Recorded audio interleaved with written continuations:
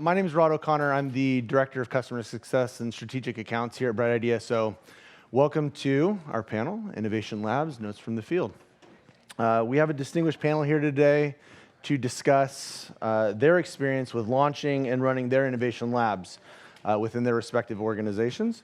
So I would like to introduce Ed Danis, Donna Toyber, and Ryan Pletka. I will let them go ahead and introduce themselves as well. So Ed, if you want to take it away. Yeah, my name's Ed Danis. I'm the innovation lead at Lockheed Martin. We've been an innovation organization for a couple of years now. I think if anybody has seen Lockheed Martin, we've had a long history of innovation. But through the consolidation in the 90s of all these various companies, we have a heritage of very dispersed and very different innovation across the company. So my job is really to help synergize that and help us come up with some really new disruptive technologies to help us in the future. Cool, thanks, Ed. Donna?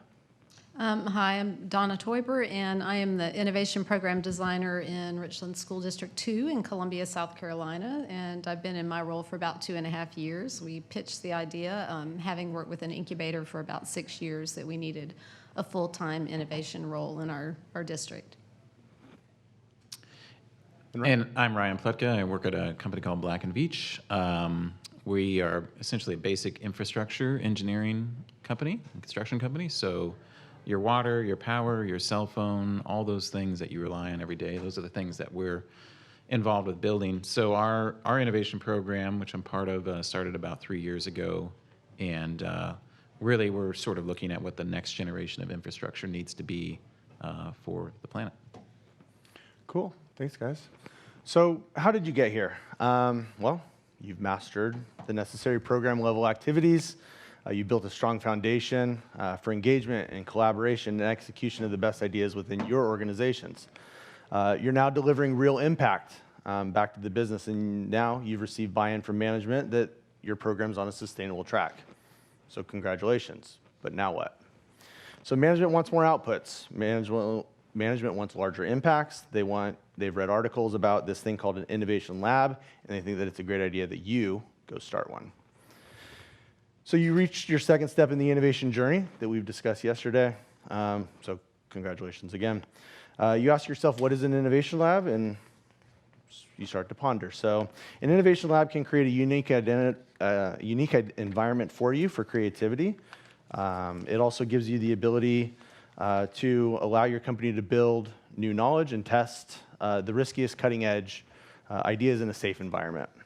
To make this successful, there needs to be a clear strategic objective around the purpose of the innovation lab, but that purpose must also be made explicit at the executive level. With the objectives and purposes defined, your innovation lab should have the ability to identify and select the riskiest projects, separate out that work in the lab from what's going on in the day-to-day operations of your company, and then also allow people the freedom to build, prototype, fail, and learn. As the ideas are passed back and commercialized, you're able to track and record new business impacts that have been created for your organization. So just as some ground rules, this is a panel discussion. This is how we will handle the Q&A. If anybody has a question, please raise your hand. I have 2 trusty sidekicks, Michelle and Melissa. So when you raise your hand, one of them will come to you, and they'll give you the mic. Please wait a second so that we can get the mic queued up for you. Because there are 2 mics, we can have multiple people raising your hand, so just be patient. We'll get to you guys, but we look forward to a lively discussion here. So with that, we can get started. So I want to open it up. Sorry. So Bright Idea has developed the lab's product to give companies the ability to test and evaluate the riskiest ideas. I'd like to open up the panel now to learn about what prompted the creation of your innovation lab. So Ed, we'll start with you and kick it off from there. Okay. So like I was mentioned, we have a number of, I'll call them research labs around the corporation, Skunk Works being the most popular. That's where a lot of the fighter jets and some of the super secret projects occur. But we also have things like up in Silicon Valley here. We have the ATC, which is our Advanced Technology Center, where a lot of the space-related projects and some renewable energy type projects are being developed. We've got our advanced technology labs out in New Jersey where they're dealing with automation and robotics. And in Florida, we've got some other like cybersecurity type labs. So while these labs are focused on current innovations, things that are more incremental, solving today's problems, what we were missing was who's looking at the technologies of 10, 20 years down the road, and how can we harness the energy of all these different, not just the labs, but the innovators that may not be part of these labs, but want to and need some form of mechanism to get their ideas out there and see if they can bring them to fruition. So 3 years ago, our CTO created what's called the Tech Strategy and Innovation organization within our corporate headquarters. And so our job was to take a budget and go out and ask those questions that nobody else is asking, put the problems out there that are potentially moonshot problems. When you think of the moonshot back in the 60s, it wasn't just one solution to go land on the moon. It was a series of innovations that had to occur before you could actually land on the moon and bring somebody back. So we're thinking about what are those problems 20 years down the road, and what are those incremental, potentially transformational innovations that have to happen in order to make that moonshot. And we're putting that out there to our innovators and saying, how would you solve these problems, or what steps are we missing that we need to solve to get there? And so that gave us the ability now to, with this group that I belong to, reach out to the entire corporation of about 100,000 people and create what I would call our virtual lab. So we have the physical labs, but what we now have is a virtual lab, which is driven by this program, where we can create teams from across the corporation. We can co-locate them at any one of these big labs if we need to, or they can create a new space. We have innovation garages that are popping up. They can co-locate in the innovation garages or work remotely, whatever works best for them. So our labs, again, aren't what you would typically consider an incubator lab where you have people physically sitting. It's really more of what do we need to do in order to get people together to talk about these ideas and work through the solutions. Great. Ryan, same question to you. Sure. So our company is now 103 years old, and so this group is 3 years into the last 3 years. And so and many of the clients that we work with, we've worked with for 103 years, and we've essentially done the same things for those clients for 103 years. And the idea is that, okay, we're not going to do the same things for the next 100 years, and so we need to think really long-term about the needs of this next generation as well as the generation beyond that. Because when you think about infrastructure, it lasts a very long time. So we had done quite a few things with innovation over our company's history, and we had what I would characterize a really sort of process improvement, Six Sigma sort of innovation program that had quite a bit of success for 20 years or so.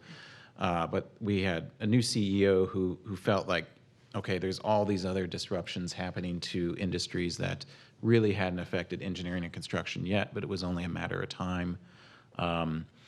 So the concept was to create really a group that's out looking for disruptive innovations, things that are either going to completely destroy our existing verticals, or new verticals that would be created that we could have be early in the door on. So the team, we exist at the corporate level. We report right to the CEO, and we're looking at things both within existing verticals, but also brand new verticals. So the idea of having a separate group outside the business units, I think, is really important from a lab standpoint, because it gives us a freedom to sort of fail and test and explore things that may actually be a concept that's counter to our core's mission. And then having the protection of the CEO and the funding there gives us a lot of latitude to run what we call our growth accelerators, really this labs group, different teams exploring new concepts. Cool. And Donna? So we started our incubator about 6 years ago, and I was at the time director of instructional technologies. So the CTO and the superintendent came together and they said, we've got to start thinking about the future for our kids. I mean, what are we doing that will prepare them for business, colleges, careers in this changing world? And ultimately, it has a lot to do with our teachers and our staff and empowering the people in the school district to think about new innovative solutions. And so the task that we were given was to bring together a cross-functional team and think about how we could really push the envelope in education And we took a lesson from business. So I came out to San Francisco, Silicon Valley, with a group of different leaders from this group, from this team, a really core team of 5 people. And we went and visited tech startups and incubators and some friends at Google, and just heard the wide range of things that are happening in the corporate world. And we were very impressed. And so we came back and I hobbled together a incubator program, very, very much a prototype, bringing together, creating an application, bringing together teams of educators, staff members throughout the district who submitted applications and wanted to pitch ideas.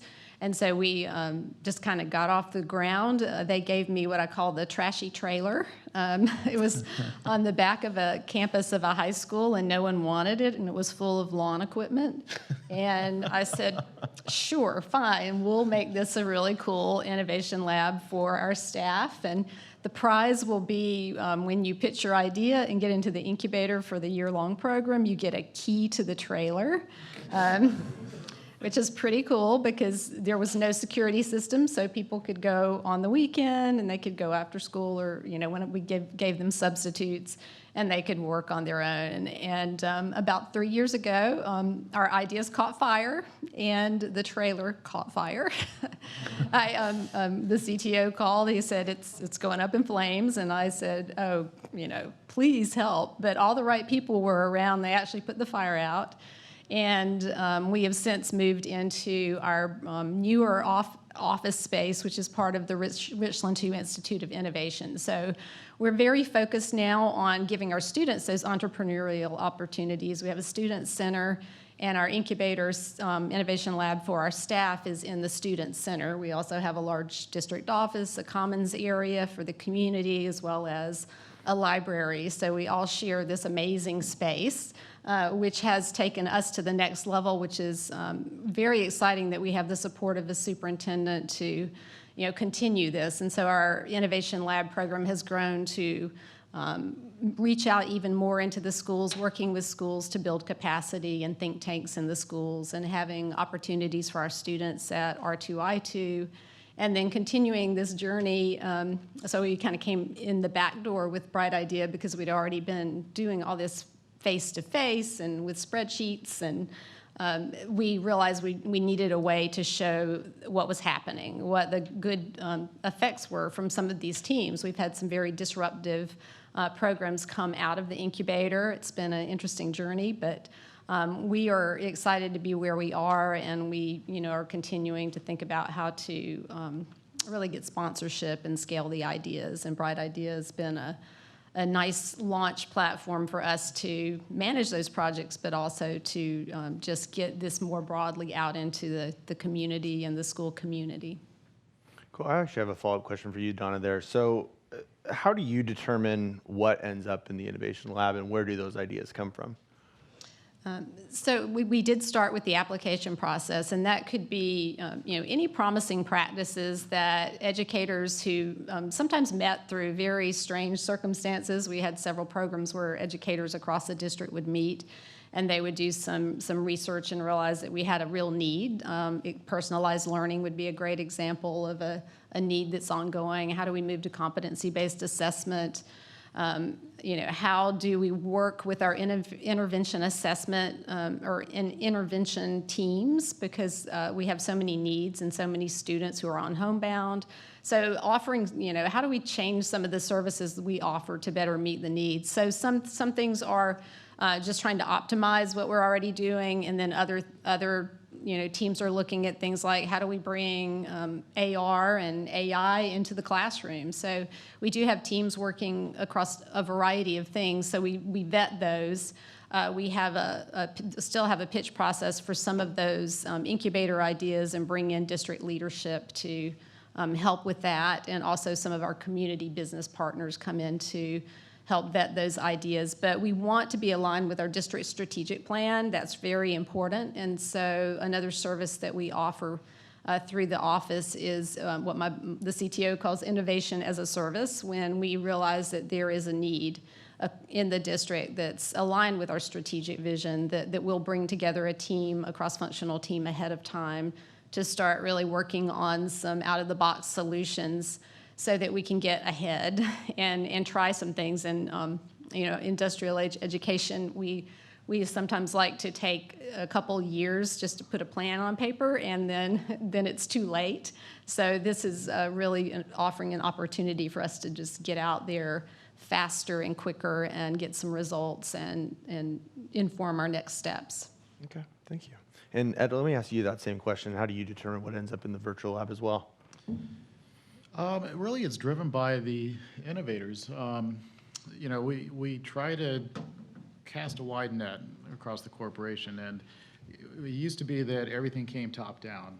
We were directed either by program managers, contracts, or even the customer to say, here are the things that we need. And we're finding that it's becoming such a competitive landscape now, especially with the startups. The DoD's been moving out to Silicon Valley, Boston, and Austin to look for those new innovations.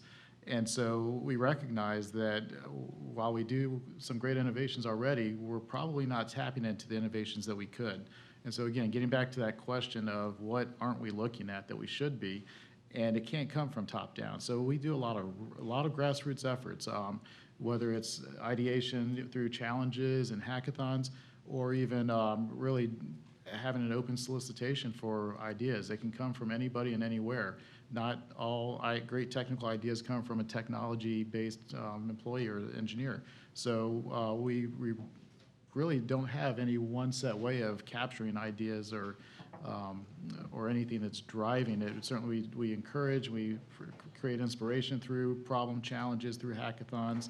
Some of the things that we're finding is that as we mature as an innovation organization is that while the challenges have been helpful and the hackathon's been helpful, I'll put it in a different way. How many people want to be in shape but don't want to get up 4 in the morning to exercise every day, right?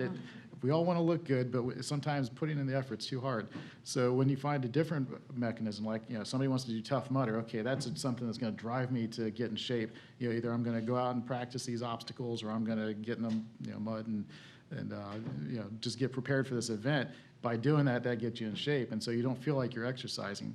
So we put together these different type of challenges where it's not just how might we, it's let's have a battle drone event, and let's let all of our innovation garages, which are basically maker spaces, create their own teams, and we're going to set some boundaries, like you can't have a flamethrower if it's an indoor arena. You can't have missiles, because we do have people who like to create missiles flying at each other. So we set some basic ground rules, but the real objective there is how do we make an artificial intelligence pilot? And so when you set the rules like we're going to play capture the flag, or we're going to play tag, or whatever the event is, it drives them to do something that maybe they wouldn't have normally done otherwise, or think outside of the box because they know somebody's going to come up with something different, or they're going to react to things that they've seen from previous competitions. And so we create those type of challenges now for our innovators to come up with ideas that, again, may not have come out of a how might we challenge. Just a quick little plug for everybody. We did open up an external challenge. It's called Alpha Pilot, which we've teamed up with the Drone Racing League to come up with artificial intelligence pilots and drones in a racing environment. We're going to pit them against the real pilots. So be on the lookout for that. We're expanding now beyond just internal innovation to external innovation, and welcome you all to take a look at that. Great. Let's open up to the crowd here. Any questions? And don't be shy. All right, this one's for Ed. We're with GM, and we're a large company, and we've found that we have something like 37 separate innovation teams that work completely independently of each other. We see that as a big problem. You mentioned that you guys have similar issues because of mergers and acquisitions. I was wondering if you could talk a little bit about how you're approaching that. Do you think it needs to be solved? Is it a problem? That kind of stuff. Yeah, that's actually something I've personally been addressing this past year. Every time I go out and speak to somebody within the corporation about our innovation program, and especially the Skunk Works guys are the worst about this. Always going, we've been doing that for decades, or we're doing this, we're doing that, and a lot of times people, you'll find overlap, and people will say, well, we're the ones that started it, so we should be the only ones that do it. That to me, that's not the right approach. So we've started a innovation management community practice, for lack of a better term, where we're bringing people together from all of these different groups or tribes, if you will, across the corporation, and saying, what are we doing, first of all, who's doing what, and how can we work together to do those common things. We're planning an innovation summit, and it's surprising to me we haven't done this as a corporation already, where we're bringing these teams together for a couple days, and day one's just going to be, what are you doing? So everybody understands, here are 18 different teams, then what are they doing? What are their core competencies? What are their skill sets? Is there any overlap? And day two, we're going to talk about, okay, how do we, first of all, do we want to do anything? Is there synergy to be made there? And is there anything we need to do to help build those bridges between the teams? And maybe the answer is no, we're not going to do anything. We like the way they are. But I suspect that, again, when we're in this competitive environment that we're in, we're going to say that we can work collaboratively in these areas. We just need to open those communication lines and give them a forum to communicate. Cool. Anybody else?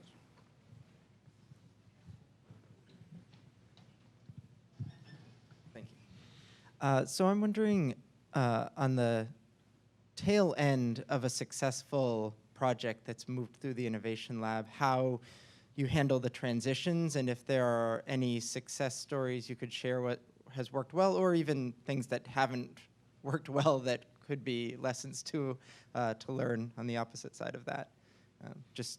Not necessarily scaling to something bigger, but when you need to hand off something that's been successful to a different group. I mean, yeah, I have a couple of examples on both extremes. We had a project which was essentially a modular, like shipping container-based energy system, and it had been incubated in our lab for maybe 6 months or so. And we got to the point where, like, yeah, there's good business potential here.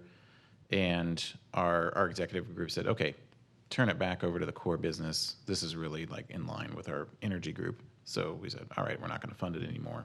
You guys have it. And then like nothing's really happened for like 2 years because they don't have the capabilities to like launch a product because we're basically a professional services company, so we don't think about products.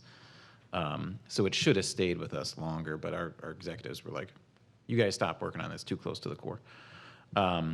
So that was last year. Now, having recognized it as a problem, we've got another one where it's now mature enough to the point that we've validated that there's a market need, we have revenue and all that, and we want to now turn it back over to our core business.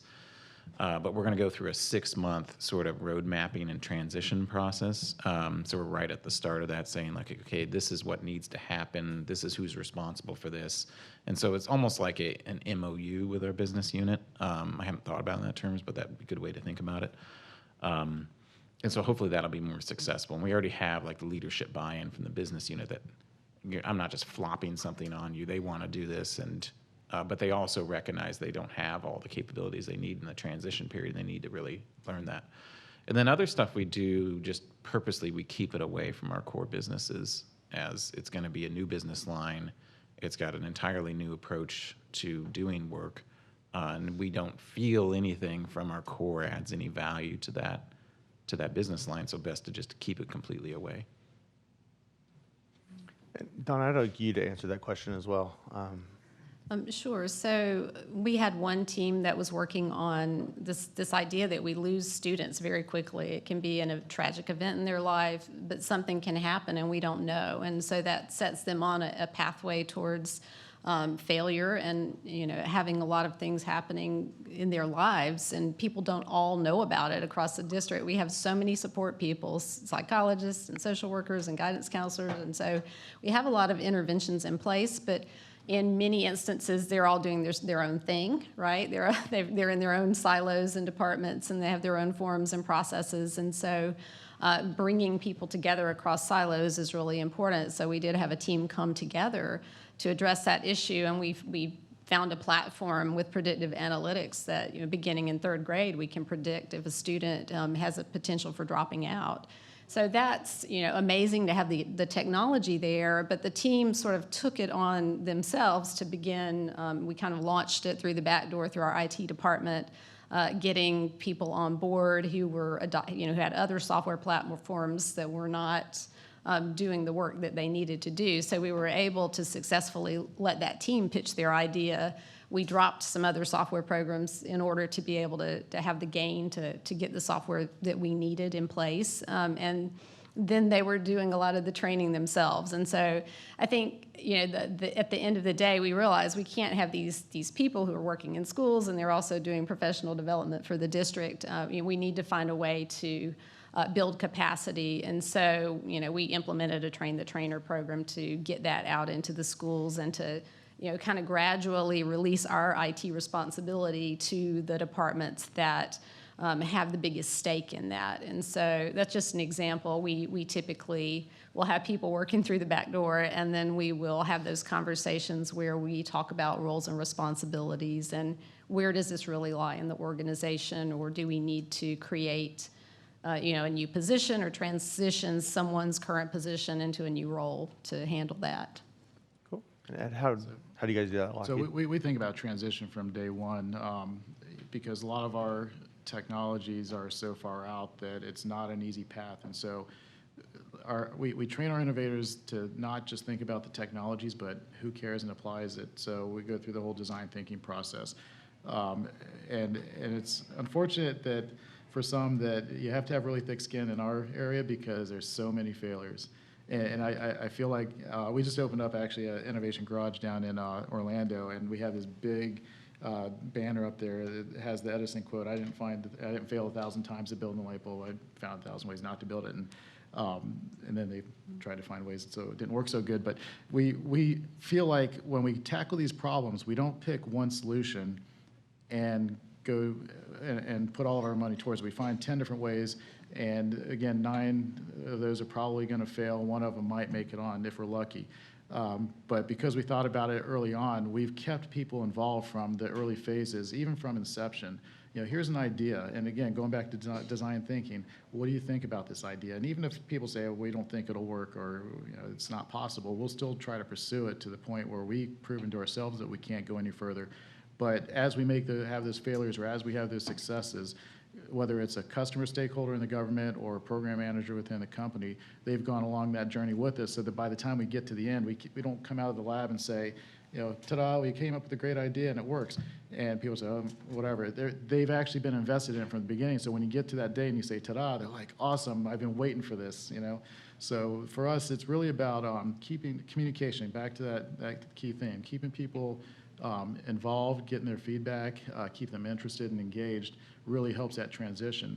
As far as what we have transitioned, most of it so far, because the technologies that they can use today are going to be more mainstream. We've had some AI solutions that came out, again, back to the drone concept, that help support those technologies. We've had some that have supported our exoskeleton. If you Google it, you'll find we've been working on what some people are calling it the Iron Man suit. Doesn't quite look like it. It doesn't have the rockets to make you fly or anything, but it's to help support, like the troops when they have to carry large, heavy items. It helps release the strain of that. Maintenance workers in our factories helps relieve the strain on their legs and back. But we've had some successes out of our innovation labs that have supported that. Cool. Actually, I'd be interested in purchasing a couple of those.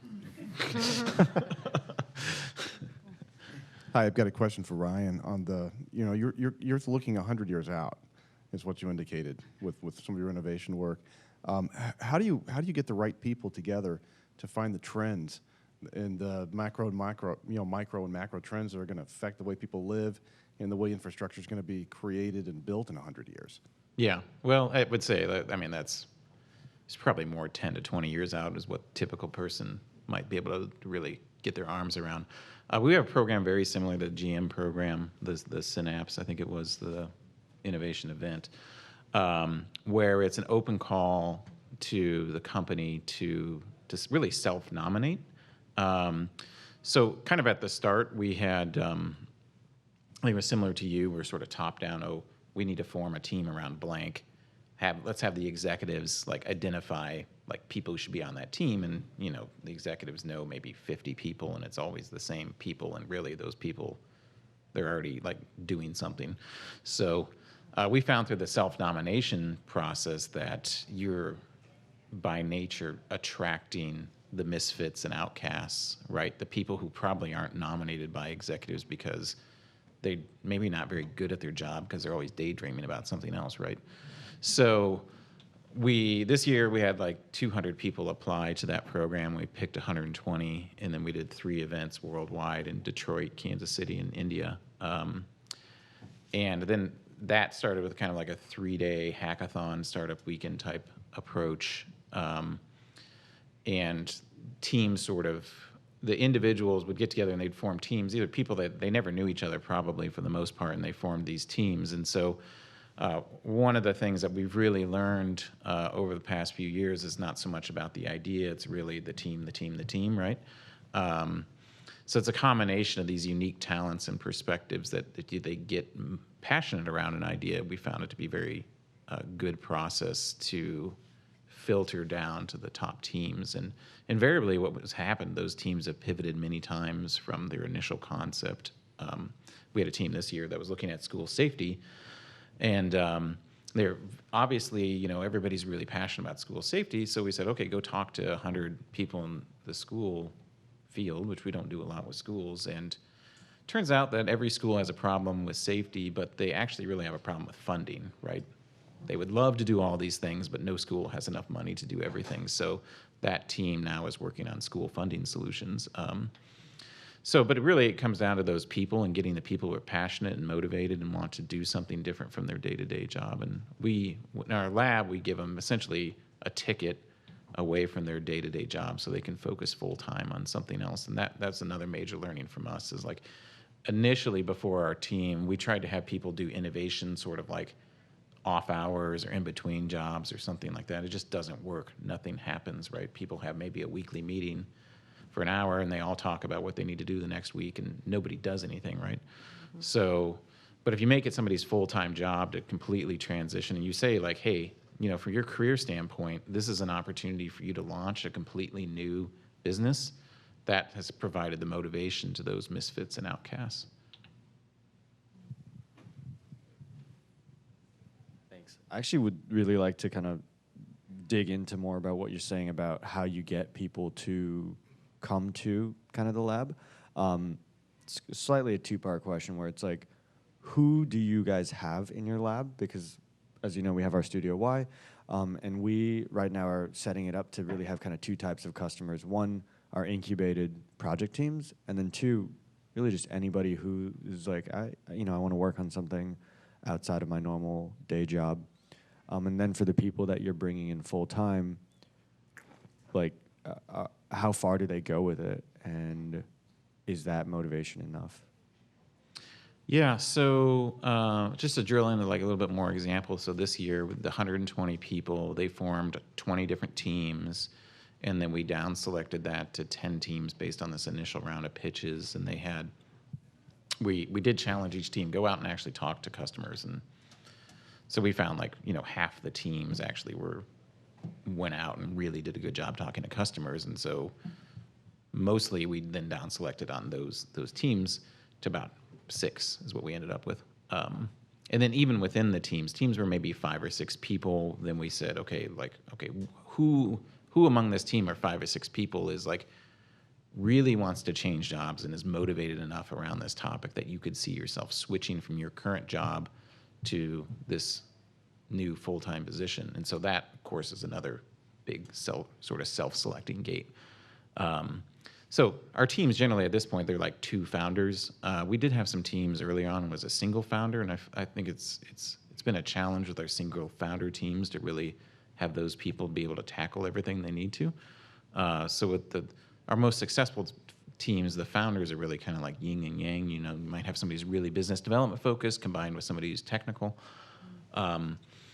And then invariably, they only have the resources they have and they need additional resources to do things. And so last session, we talked about that gig economy platform. We really use that to find the supplemental expertise, be it blockchain or AI or something else, for short-term assignments for those teams. And sometimes we'll bring on a 3rd team member or more to really fill out the team as they sort of keep hitting milestones. And Donna, how do you guys do that at Richland? So we do, we have the formal incubator process, and I probably didn't mention, we do provide substitutes. So we will have team members have the opportunity throughout the year to be in the lab and have that time with their team. And I think that's why we're successful, because typically teachers, staff members at a school are pretty much locked down to the schedule. And if you ask them to come after school or events, it's pretty hard. They're tired. And so that's really one of the biggest things that we do, is provide those substitute days for them to come out. We're looking at how we can have a fellowship program where people can be on special assignment for a longer period of time. So typically we'll have teams, in there with working on projects, but we also work district-wide if there's a need, and bring together cross-functional teams as needed. And I, have a part-time team who helps me out, and we facilitate service design sessions and human-centered design, just based on the needs that are coming out of the organization. It could be the superintendent, drops by and says, I've been thinking, Donna, what should we do about this? And that's sort of a key to know that that's an important thing, and it's time to bring together a team. And so we try to get grassroots, people who are really passionate, and a lot of times that comes out through the challenges that we run on the platform. And then bring them together, face-to-face events to begin working on that particular challenge that's been identified as a need. And so we'll have those teams come in throughout the year and also provide that time and substitutes so that they can fully work on these projects. And it's turning into a little bit of an accelerator model, where we have some projects that are just full steam ahead because it's really important to our district, and we have people, a grants writer working on how do we get funding, and we have our communications department, marketing, trying to find ways to get, community support for some of the things that are really important. And Ed, how do you guys do that at Lockheed? So for us, it's really about pushing that culture that allows people to experiment without ridicule or any type of negative feedback. A lot of times, again, in the past, I would say, knowledge is power, and so some people like to hold things close to the vest. They don't like to share, because for them that gives them some feeling of power. But when you open it up, say anybody can approach a problem or create a new skill that doesn't exist yet, that is empowering for a lot of employees. So I mentioned our innovation garages, and I probably didn't explain it very well, but we have what we call innovation garages across the corporations that are grassroots driven. Certainly the company, each of the business areas will help support it with some money for supplies and give them space, pay for the lights and all of that. But everything else is driven by the grassroots. And the people that are running these garages, and our group is helping to support that and sponsor a lot of their activities, says that, hey, if you have an idea, it doesn't matter really if it's work-related or not, but if it's a technology idea, come on in. And we've got people that can show you how to use a 3D printer, how to use the laser cutter, how to, whatever technology is out there, a lot of AR, VR, AI type stuff, and explore. So we provide guidance from our group's level on, okay, I've got an idea, how do I get started? And so we walk them through a process of breaking that idea down to some critical functions that makes it novel, that makes it a discriminator, something that people would really enjoy to see. And we say, go for it. It's okay. Just because somebody else is already the leading expert in AI doesn't mean you can't develop that skill and become the next leader with your ideas. And if it doesn't work out, that's okay too. Try another one. And what we've seen is that as we push this idea and concept that anybody can become an innovator and anybody can come up with a great idea, we've seen people start with the safe ideas, like I'm just going to do an incremental thing because I know everybody will like it or everybody will accept it, to within less than a year just bombarding us with all these wild, crazy ideas because they've experienced it the first couple of times, that it's okay to come out and try something different. So for us, it's really about empowering people to and giving them the permission to go out and try something different. So you do get a lot of repeat customers. Oh yeah, it's great. I mean, so what we just looked at our metrics recently on engagement, because that's one of the metrics we use to show how successful we are, is how many people are aware of our program and how many people are participating. And even though, for whatever reason, the awareness number didn't quite go up, but the participant rate did. So the number of people that became aware of us didn't go up as much as we wanted, but the people that were participating grew. And so that's part of that reinforcement of, continue to work, and you will be rewarded either by getting funding for your idea or just the satisfaction that you had an audience and you're able to generate some new skill, or even just something that you can show off at the various events we have around the corporation to show off innovation. James? Ryan, you talked a little earlier about that transition from a well kind of tested, validated concept into the business, and you talked about a roadmap. So kind of a two-pronged question, if you could go a little deeper. One was a learning between that time when you transitioned something that you felt was a little premature and nothing happened, to what was the key about this next time, and what you guys are saying, this is what needed to be in place, before we can make that transition. And the second question is on the roadmap, what does that look like? What role do you guys play? What role does the business play on being successful in creating that plan, that roadmap? Sure. Yeah, I'll try to answer that. So in the unsuccessful case, I think it really comes down to budget and time. It was essentially, a decision was made in a meeting with our executives, like, okay, move it to the core. You guys focus on something else. And then there was another meeting like a month later, and I was like, well, the core is not really like taking this up. I think we should. And they're like, no, stop it.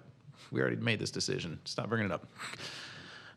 And right now we're having this budget discussions about next year, and so we have significant budget in this next year to have a gradual transition.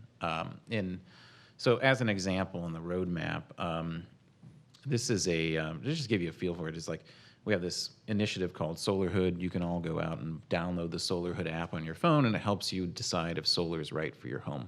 So you should all do it. As we have as a company, like I said, we build infrastructure, and largely our clients are like Pacific Gas and Electric, and we don't deal with consumers directly. So this is our very first time ever interacting with consumers. So we learned a lot about how consumers interact and how much it costs to market and advertise to consumers. Very expensive. So as we move it back to our core, we want to make sure a few things happen. That those lessons get disseminated out. So we don't want just like this project team of 8 people to go on and do something else and the rest of the company doesn't learn for it, right? So there's that learning aspect. And then there's technology that's been developed.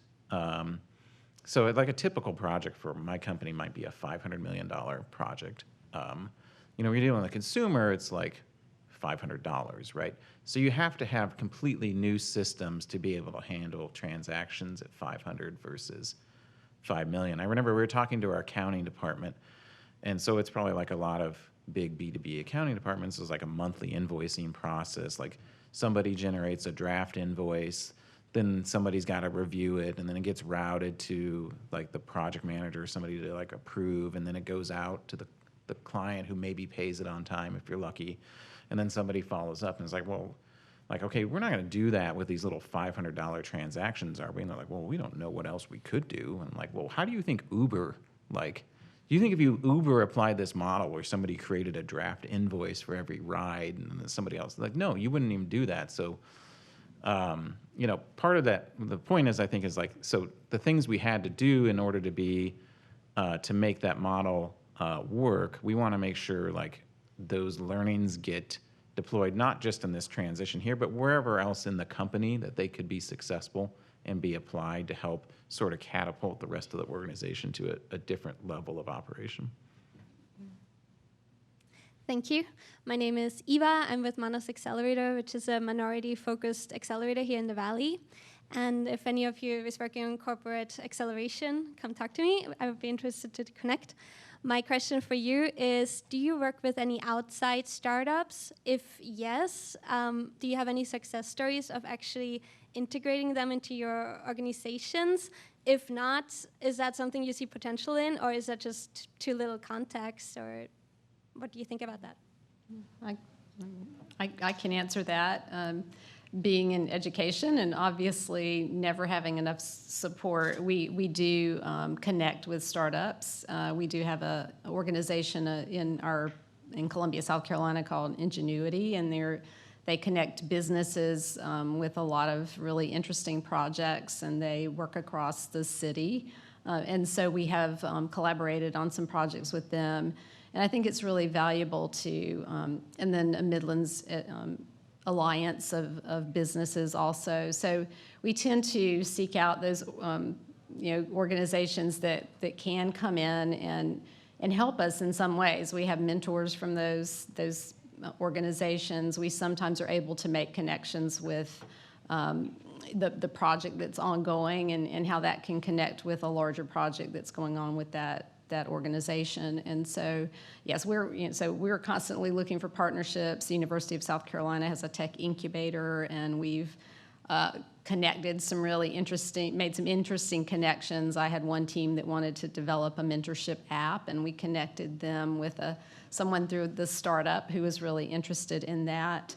So we've been able to make some connections to help us get some of those skills that we don't have in our own organization, and just to really develop those community relationships, because our customers are the community and parents, and we have a wide spectrum of people that we serve. I saw you nodding your head too, so you want to? Oh, yeah. We love working with startups, small businesses, universities. Really, again, that's where a lot of the really novel ideas are coming from. The challenge we typically have is there's so many great technologies out there. It's matching them up to either our problem set or the groups that are going to sponsor those type of technologies. Our Seedling Program, where we start off this incubation phase of determining whether or not an idea is worth investing in further, a lot of times are based on things that startups and small businesses are doing. And contrary to a lot of belief in startup world, we're not out there to steal your IP. Really, we want to see is if we give you a little bit of money and nudge you in a direction that might benefit us, would we want to have a further relationship with you? We don't have the time, and we don't have necessarily the bandwidth to take somebody's IP and make it our own. It's cheaper and easier for us to just work with the companies that are building it. And if we can create that relationship and that company grows, we can help them scale it up. And then at some point, we really like it, yeah, we'll buy you. I mean, I think a lot of startups, that's their goal, right, is to get to the level where they can be bought. So now we love startups, we love small businesses, and certainly we work a lot with universities. Very cool. We're just about coming up to time here, but one final question that I want to pose actually to the whole panel is, if the audience is going to be starting an innovation lab, what is the one most important takeaway for them to leave this room today? And I'll start with you, Ed. I would say that be creative and be open. Again, those are some of the experiences that we've realized over the last couple of years, that we started with the typical innovation challenges, hackathons, those type of things. But we found that if you open up your aperture and try different things and allow more ideas to come in, you become much more successful, and your culture grows along with that. And we certainly have seen the reaction from our community, and I would say Bright Idea has been a real big part of that, in that everyone says, how do I, show me more about the Bright Idea tool, and we're getting around the corporation well beyond our group, people that are interested and participating in our innovation culture. Right. Yeah, I would say it's giving people the freedom to innovate in terms of money and time and protection, and really that taking them out of their day job and giving them an opportunity to do things that otherwise, they just don't have that mechanism within our company. Donna?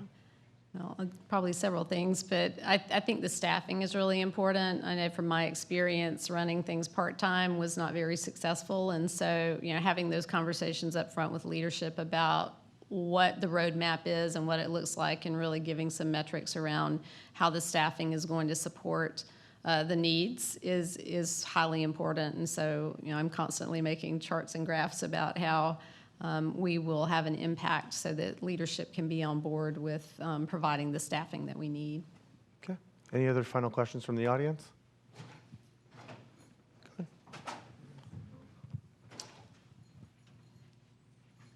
ahead. I heard you mention that you came out to Silicon Valley to kind of benchmark other accelerator programs, and we've done similar things. One issue that we've found, though, is people in like a Y Combinator and a 500 startups are fighting to become CEOs and founders of billion-dollar companies. Do you give any stake or equity or ownership to your employees that create something internally? Does it become their full-time job? How do you motivate them to spend the extra after hours moments working on these projects if they're not going to be billionaires some days? So that's a challenge because that comes up constantly to people like, why should I do this? And one thing, we do have an advantage. We're employee-owned corporations, so everybody all has some equity stake already, or potentially has that equity stake in the success of the corporation. The main incentive we offer right now is to tell people, here is your chance to strike out on a different career path, an accelerated career path within the company, to potentially take an idea that you have that's been sitting in the back drawer, to become the leader for that idea, and that idea may become an entirely new vertical for our business, which could put you, in line to be like the next president of some new business line. So generally within the organization, that if somebody's going to become president of something, it's not like an accelerated path, right? It's a ground war of 20 or 30 years. So that's the main incentive we offer people now, is just an accelerated career path to do something that you're passionate about.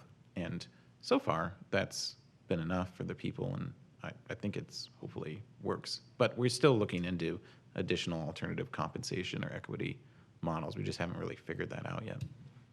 Yeah, we're similar in that there's that safety factor. A lot of people have great ideas, and I hear all the time, why should I give Lockheed Martin our great idea? And I would challenge them in saying, well, why haven't you taken your great idea out to the venture capitalists and tried to start your own company? And typically it's, well, I don't know if I could succeed in that environment, because it's not for everybody. That's a tough world to be in. And so we give them the safety of trying their ideas out here. And again, we give them almost full autonomy and trying to create a business within a business. So entrepreneurship, basically, where we let them go talk to customers and see if they can create a relationship where they can then lead to a contract. And so the payoff there is they become the lead, and within a company, their own small portfolio or their own franchise, if they can build it into that. And you're not going to become a millionaire doing that because you're still a salaried employee within Lockheed Martin. But we are looking at spin-outs. We've already had a couple of successes where things have actually come out of our innovation garages. So not even an IRAD or research and development project, but somebody built something within the garage. Lockheed Martin said, okay, because this was developed on our time, it's our property, and they asked, well, can I spin this out into a company? And there's a couple of instances where that's occurred. So we're thinking about making that more of a regular type of something that's more supported than these one-offs, but have a annual spin-out program where people that come up with great ideas spend them out and let them develop it in an external environment. And similar with other businesses, if it grows into a business that we can use and we like, we buy them back into the company. Mm-hmm. Well, we've actually had a team that started their own business, and we have programs that enable students to start their own businesses. So we do see things like that happen. But I think initially, like from the teacher staff perspective, they don't really have a career path. They're a classroom teacher. That's their pathway. They don't necessarily want to be a school administrator. So we offer a whole new avenue of growth and getting into different areas of the school district and learning. And so we've seen a lot of people just gain some skills that have enabled them to move forward in the school district or in their school in a new role. So I think we really empower people, and one of our initial goals was for teacher retention. How do we give people a pathway to leadership and actually keep them in our schools so they don't leave us. Cool. Well, thank you everyone for attending today. Hopefully the insights shared today will help you continue on your innovation journey as you head forward. I would like to give a round of applause for our panelists today, so thank you.